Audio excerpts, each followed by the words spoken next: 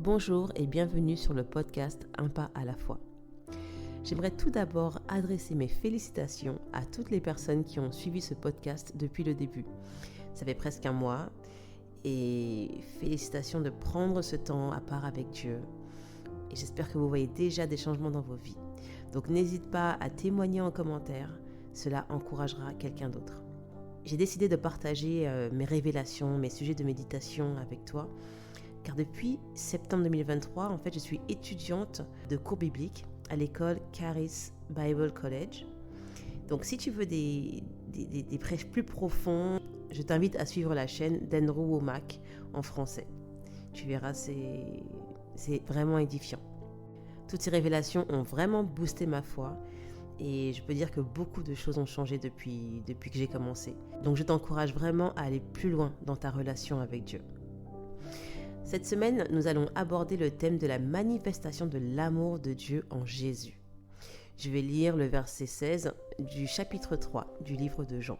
Bon, en gros, Jean 3, 16. C'est un verset très connu. Je lis.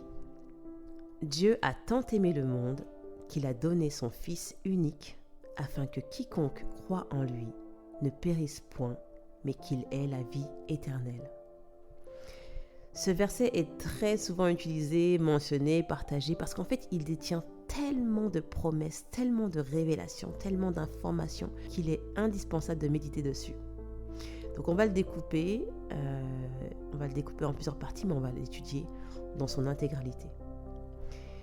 Ce verset évoque tout d'abord l'amour inconditionnel de Dieu envers le monde. Il a tant aimé le monde. L'amour de Dieu, son caractère. Son caractère est décrit dans 1 Corinthiens 13 à partir du verset 4. En résumé, il est écrit que l'amour est patient, plein de bonté. Il se réjouit de la vérité. Il excuse tout, il croit tout, espère tout et supporte tout. Dieu t'aime tellement qu'il veut tout ce qui est bon pour toi, car il est lui-même bonté et amour. Son amour envers toi est si grand, si patient, qu'il est enthousiaste à l'idée de passer du temps avec toi.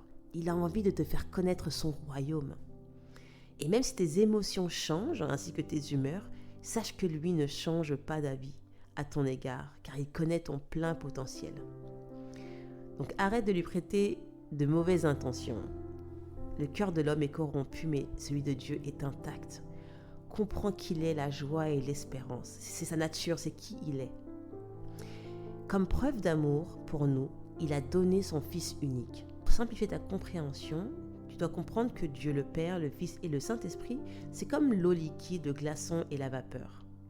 Ça reste de l'eau, mais sous 3 formes différentes. Dieu est si grand et si saint qu'un homme ne peut pas se tenir devant lui, à cause de la souillure du péché. Il a donc dû se présenter à l'humanité sous une forme humaine. Et c'est par le biais de Jésus qu'il a montré aux autres, qu'il nous a montré comment vivre une vie selon ses principes. Jésus se décrivait comme le Fils de l'homme, la figure de Dieu, du Fils, donnée aux hommes. Le deuxième aspect, c'est la notion de sacrifice. Beaucoup d'entre nous ne veulent pas comprendre le sacrifice. On se demande pourquoi il est mort, c'est cruel, on ne comprend pas trop cette notion de sacrifice. C'est en ça que tu dois renouveler tes pensées, ton intelligence et comprendre comment Dieu fonctionne au lieu de juger sans vraiment le connaître. Notre Dieu est un Dieu d'alliance et c'est le sang qui permet de sceller cette alliance, entre autres choses.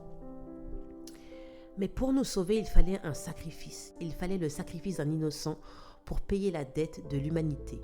Et Dieu s'est donné par le biais de Jésus-Christ, qualifié comme fils, pour ce faire. Donc ne t'inquiète pas, c'est assez profond comme sujet et on va le développer ces prochaines semaines. Donc je continue avec « afin que quiconque croit en lui ».